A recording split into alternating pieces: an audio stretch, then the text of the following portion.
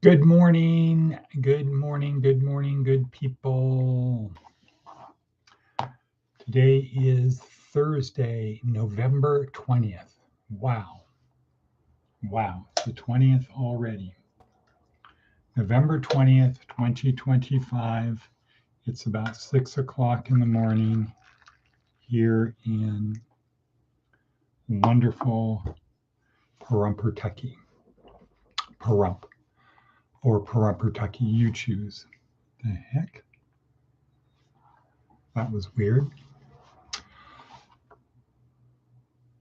And here we are. This is day 4 of week 3 in our neuroscience-oriented approach to success outside our school-sized kingdom. We're going to talk more about that later.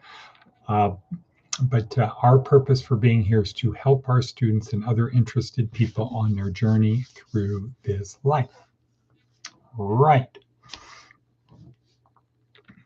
The idea being that we have a soul, an immortal soul, or a soul that transcends death at least, and it continues on the trajectory we are on.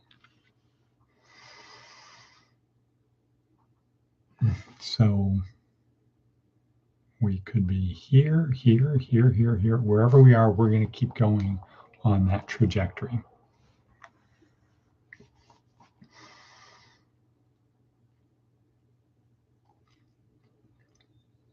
Our purpose is to help our students and other people do that.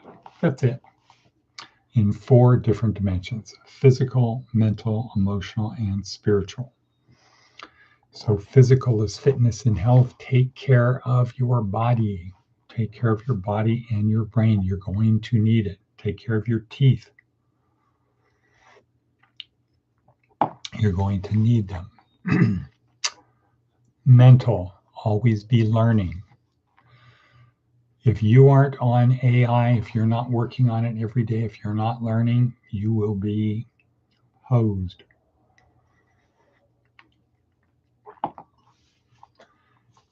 Emotional, if you can't control your emotions, you will be hosed.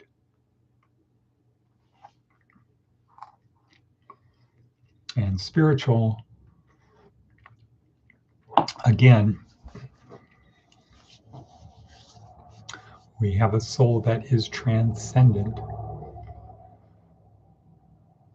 There's got to be some reason, something behind it. Let's assume there is. Let's assume there's some purpose. It's not just randomness. As such, prepare for what comes next. Best prepare for that. And I say the best thing to do is simply follow the commands of Jesus. That's it. Just do what Jesus said. Now, it's very alluring, attractive, compelling to try to just dive into what does the Bible say? That's how do we connect this? What's the whole thing? That would be like somebody who needs to learn how to give change in the store. Math, because they're a clerk or a cashier,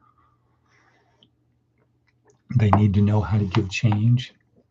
They need to know numbers so they can give change, and insisting that they learn calculus and all kinds of math to really understand how 93 cents plus tax comes out of $2,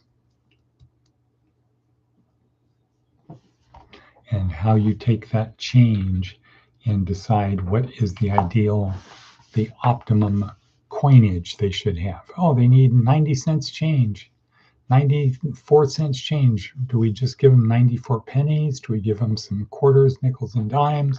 What do we do? Right. Instead of helping them figure that out, it's, wow, we're gonna learn all this other stuff too. We're gonna learn geometry because it's numbers, and you never know. They all tie together. That 5 cents could be converted to degrees Okay, anyway.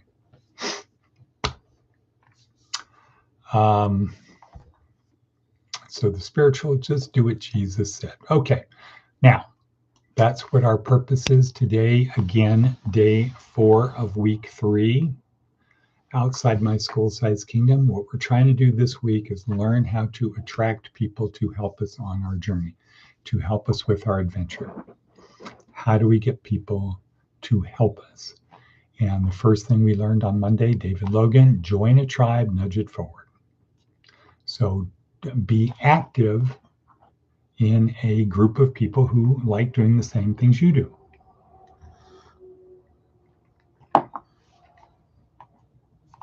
2, tell a compelling story. The compelling story is about why we need to change the status quo. Today, we're going to talk about the story before the story, the magical science of storytelling.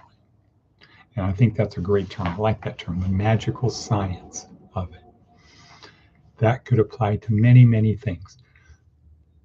But we're going to focus on the magical science of storytelling, not prestidigitation. No, we're going to do the magical science of storytelling.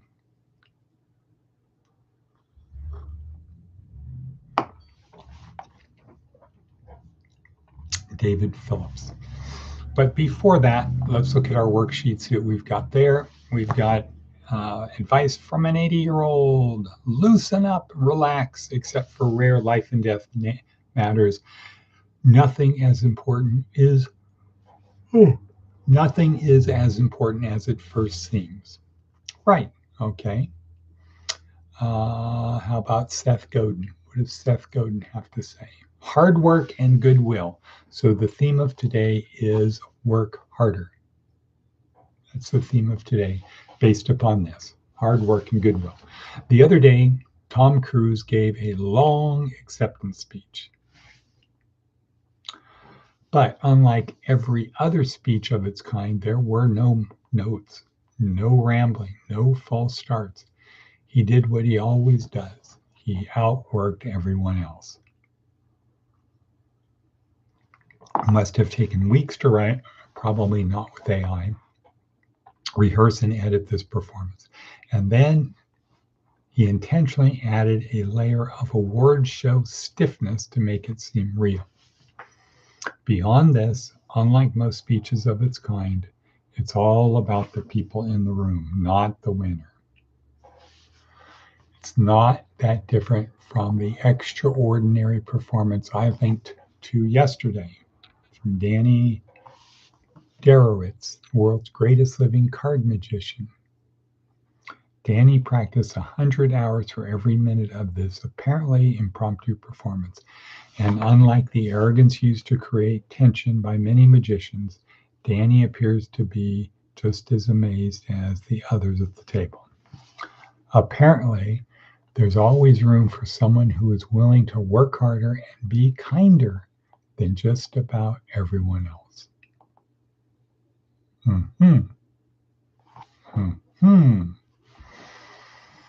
And wherever they are, it looks like it's cold.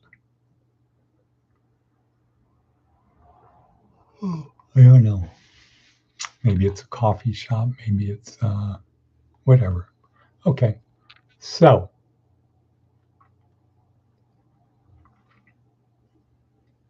Seth Godin. What else we got on here? How's our time doing? Let's look at that 9 minutes. Okay.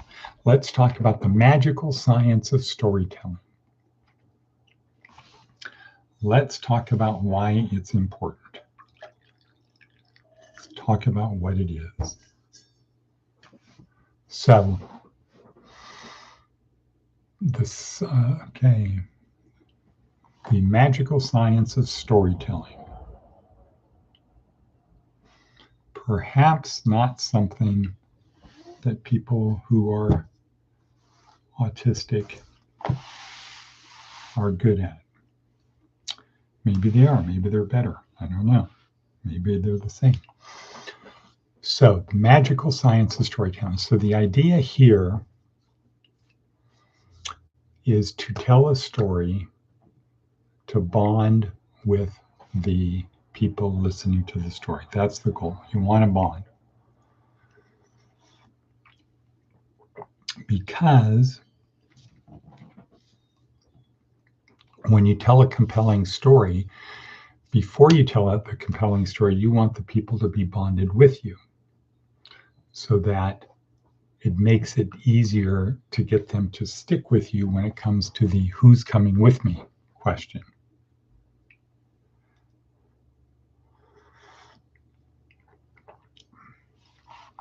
It makes it easier.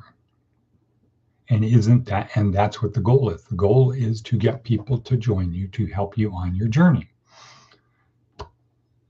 The tighter they're bonded or the better they're bonded, the easier it is.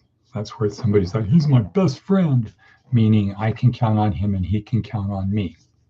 All for one and one for all. Same thing. Bonding. Yesterday was our monthly volunteers lunch. And surprisingly, we had 30 orphans and widows, meaning people who are homeless, don't have stable housing, plus 10 volunteers. So 40 people. Not too shabby. 40 people at the event.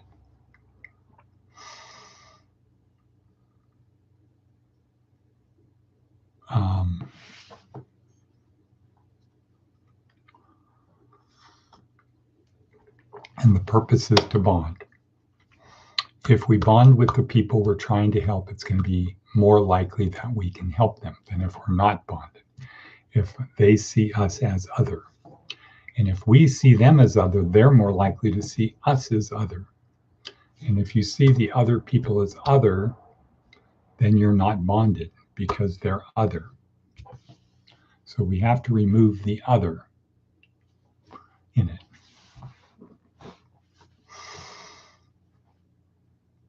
That's the big thing that has occurred over this is the third annual Thanksgiving feast. And what it has evolved to is people who are bonding. They like hanging out with each other. How do I know? Because there were a lot of people who did. They just didn't come in, grab what they wanted, and leave. It's an intimate, more intimate environment where we're there to help them. We pick them up and we bring them. We bring them home. We feed them. The main thing is the feeding. At the Love Thy Neighbor luncheon, the main thing is the food. In the past, when I was at the coalition, the main thing was the grab. No, the main thing was how many bodies can we get to go through here? And it was actually less than we have now. Okay, so that's the goal. The goal of the magical science of storytelling, the goal is to bond with people. That's it. And the science of it is, how do you release the right neurotransmitters to get people to feel the way you want them to feel? And the idea being, if you feel the way I feel, we are bonded. And then we have to carry that bond into whatever we're doing next. So David Phillips says there's 4 steps in the magical science of storytelling. Step number one, everybody can be a good storyteller. Storytelling is not genetic. It's learned. Storytelling is learned. Anybody can be a good storyteller. Okay, the next thing to do is you write your stories down. Write down the stories. Think of the stories that you like. Write them down. 3, match those stories to neurotransmitters. So when I tell my story about why I don't eat a lot of meat. I don't eat a lot of meat, a steak. I don't really eat a lot of meat, period, but I really don't eat a lot of steak. Sometimes I do. If it's a special occasion, I will. I like to have like a New York steak with peppercorns on top, juicy, nice, medium pink all the way through, no blood. And then on the side, a baked potato and broccoli. Say, baked potato with all the fixings, the whipped sour cream, butter, chives, not really bacon bits, maybe some cheddar cheese on there. And so one time when I was doing this, when I ordered this dinner and the waiter came up, and as he put my plate down, I noticed his thumb was on my steak. And I said, "Hey, why is your thumb on my steak?" And he said, "So it doesn't fall on the floor again." And that one always gets a good chuckle. Let's break it down in the magical science of storytelling. So when I start describing the steak I like, people picture the steak and it releases dopamine. If they like steak and baked potato and broccoli, they can get like, yeah, that sounds good. And low ghrelins being released in their system. They picture that. And then when I say his thumb is on my steak, there's an element of revulsion that sets in. People get a burst, a jolt of cortisol, anger. What? These are just reactions. They're not thinking about it. Nobody's thinking, is he joking? Because of the delivery. It's just matter of fact because the sleight of hand part was talking about I don't really like to eat a lot. I don't eat a lot of meat, but the special occasion I do. And so people are thinking about that. They're not thinking, is the story true? So then his thumb is on my steak, and before people can figure anything out, there's the element of revulsion. And then that's quickly followed. Once that sets in, bam, the next shot is it's quickly followed by his answer that so it doesn't fall on the floor again. At which point, people are now totally, what's the word, flummoxed? They're totally unprepared, caught off guard. And it's like, wait, what? What? And so their disgust turns into bewilderment. What? And then if I don't smile, confusion. But when you smile, that's the final one. The final one is the smile where they get, this isn't real. And they got totally sucked in. And it's a good laugh. It's a very good bonding laugh. So that's an example of the magical science of storytelling. And step 4,